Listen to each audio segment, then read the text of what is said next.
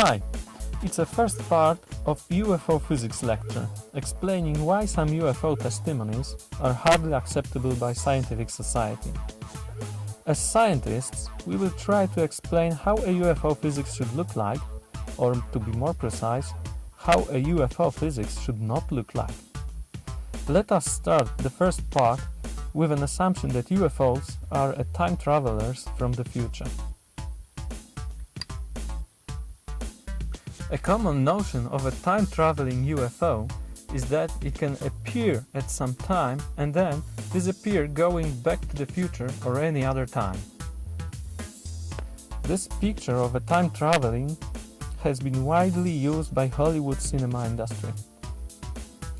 Let us take a look what consequences brings such a time travel to the past using Einstein's special relativity theory. Let's take a car from Back to the Future movie as a good example.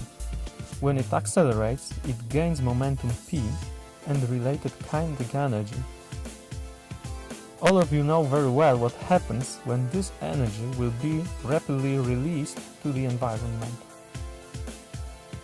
However, according to relativity theory, the total energy of a car does contain two parts. One is the kinetic energy related to the momentum p. The other one relates to the mass of the car. So, even when the car does not move, it contains enormous amount of energy. What this energy comes from is the key question in understanding the time travel possibilities.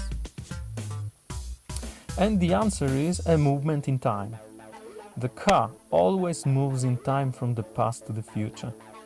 The kinetic energy of this movement in time dimension equals the famous mc² value. So, in time-space plot, known as Minkowski plot, the track of a moving car is not horizontal. It is a skew straight line, built by two momenta, the time component, vertical, and the spatial component, horizontal. Following the most famous movie, let us put a spectator on the path of the car and see what can happen.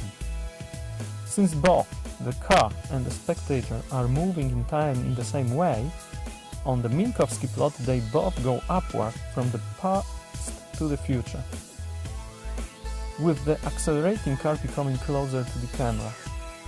If the car should be sent backward in time, its line should change, so it will go down to the past. Now, reversing time, we notice that at each moment before the time travel, there are two cars present. One car still going to the future, and the other car already traveling in time to the past. So, when going back in time, there must be two objects observed. What we as spectators shall see then? Spectators always move to the future, and they see two cars that combine and disappear. Thinking as a scientist, you may ask, are there any objects able to combine and disappear? Or is there a phenomenon where two objects appear and disappear? And the answer is yes. It is called pair creation and annihilation in particle physics. Such a pair annihilation occurs when a particle meets an antiparticle. They disappear. And it is a very well-known fact that a particle moving backward in time will be observed as an antiparticle. So a pair annihilation is just a physical observation of a particle being scattered backward in time. However, the particle must scatter on something. In case of our time-traveling car, it must scatter on something to change the direction of its red line in the Minkowski plot. In particle physics, that scattering occurs mostly on photons. So, the picture with our car looks like this. The car accelerates and collides with a photon radiation. They bounce off each other and the car starts traveling backward in time.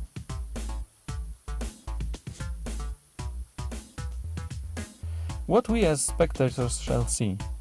We observe two cars that combine and disappear emitting photon radiation.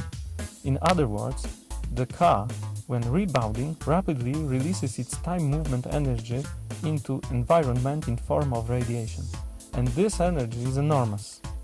It is twice the mass of the car squared by velocity of times squared velocity of light. To let you feel how much it is, let us think of a UFO being very small, the size of an ant. If this few grams object would try to go backward in time, it would annihilate and release an energy larger than Hiroshima explosion. You may say, okay, who cares? How the Earth will be blown up in a distant future by time travelers to the past. Let's assume that somehow they will succeed and that there are objects coming to our times from the future. Now, how will they stop the travel is another question. When they try to land in our times, they must use a scattering process again. So there is a car coming from the future and a photon. After scattering, the car starts to move in time normally, from the past to the future. What we as spectators should see?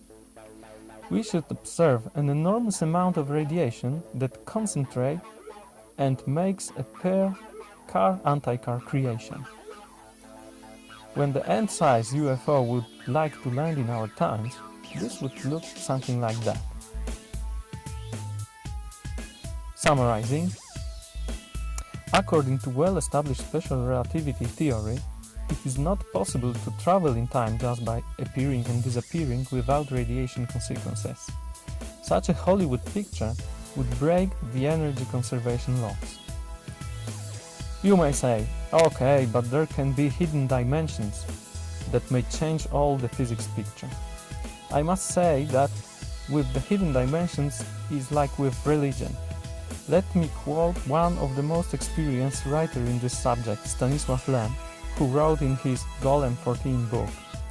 Religion is just an invention of a completely hidden and forbidden space that should explain the real space being visible everywhere. With hidden dimensions is a similar story. Physics should not accept additional dimensions until experiments show that it is absolutely necessary. If there are strange objects, lights appearing in the sky, they should be studied using scientific methods. So the first thing a physicist is going to do is to build a detection setup that will provide as much as possible of physical data.